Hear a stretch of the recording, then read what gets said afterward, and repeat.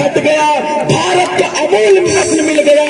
जो आज हमारे विस्थापित हिंदू थे, भगाए गए थे, मारे गए थे, उनको वहां से तिरस्कृत करके अपमानित करके निकाल दिए गए थे, आज जब सोचता है तो दिल रोता है। और हमारे जो स्वर्ग कहा जाता है भारत का, जिसका नैसर्गिक सुषमा झांकने को मिलती है, यह पावन दिव्य, वह हमारे जम्मू कश्मीर का सौंदर्यता जो भारत में अनुपम था, आज वह अनुपम सौंदर्य पुनः विकसित हो रहा है, मोदी के कार्यकाल में हो रहा है। दूसरी बात आपके मध्य में रखूं, आज आपको जिस राम जन्मभूमि के लिए हजारों हमारे हिंदुओं ने बलिदान कर दिए और हमारे भारत के वासियों ने राम जन्मभूमि के लिए न जाने कितने आंदोलन किए, संतों ने अपने प्राण को न्यौछावर कर दिए।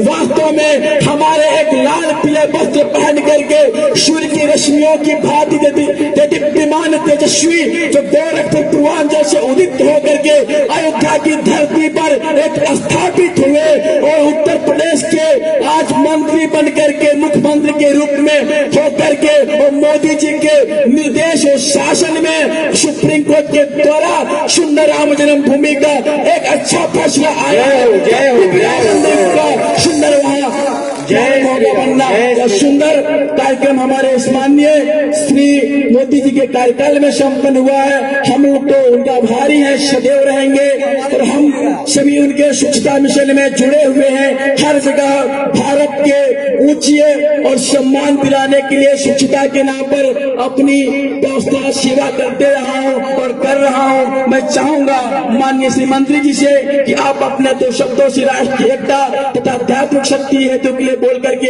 हमारे सनातन धर्म की शोभा में वृद्धि करें। श्री मंत्री जी।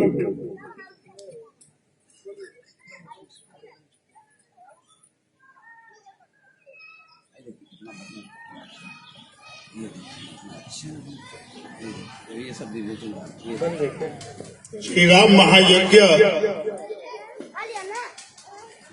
सम्मानी व्यास पर विराजमान मैं श्री कृपा शंकर जी महाराज, छोटी छावनी अयोध्या।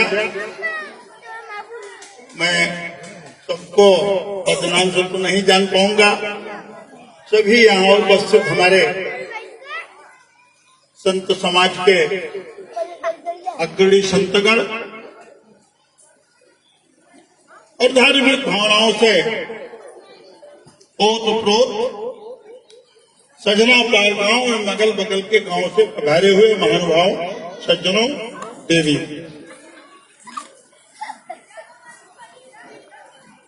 अभी मुझे दो शब्द कहने के लिए कहा गया। मैं पहले ही कह रहा था कि आध्यात्मिक मंच से राजनीतिक कुछ बोले बड़ा सामंजस्य बैठाना पड़ता है, लेकिन इतना मैं जरूर कहूंगा। मोदी जी का और योगी जी का बड़े जोर शोर से मंदिर निर्माण या 370 को लेकर के चर्चा हुई।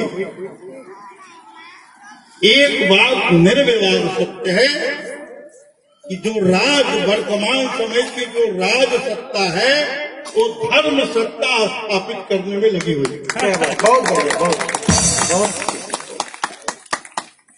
और निर्देश केंद्र का भी हो सकता है, वो व्यवस्था प्रदेश की हो सकती है। दोनों जगहों पर संत समान दो पुरुष बैठे। प्रदेश और देश की बागडोर कहीं भटकने वाली नहीं है, वो घोड़ा फुदकने वाला नहीं है। विकास के रथ पर चल पड़ा है, देश का विकास हो रहा है और बहुत आगे होने वाला है। धर्म की सत्ता स्थापित होनी है तो होके रहेगी, इसको कोई रोक नहीं सकता। ये सब अनुकूलताएं इस समय देखने को मिल रही। जिन चीजों को हम स्वप्न समझते थे वो सब साकार होते दिखो रहे। मैं ना तो 370 पढ़ा के कुछ बोलूंगा ना कुछ और, बस इतने कहूंगा।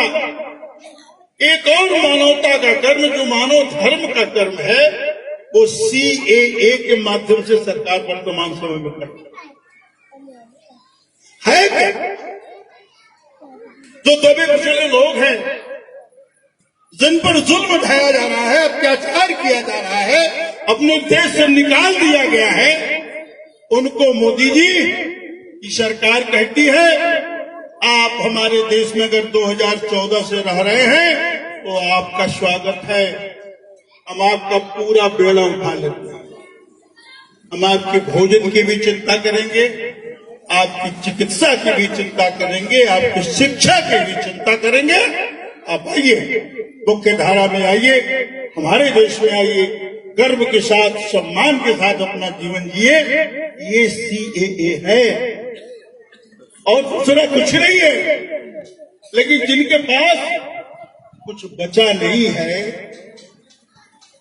कभी कभी आप देखते होंगे, आप लोग गांव देहात के हम सारे लोग हैं, कभी कभी मांस के चक्कर में कुत्ता हड्डी लेकर भागने लगता है।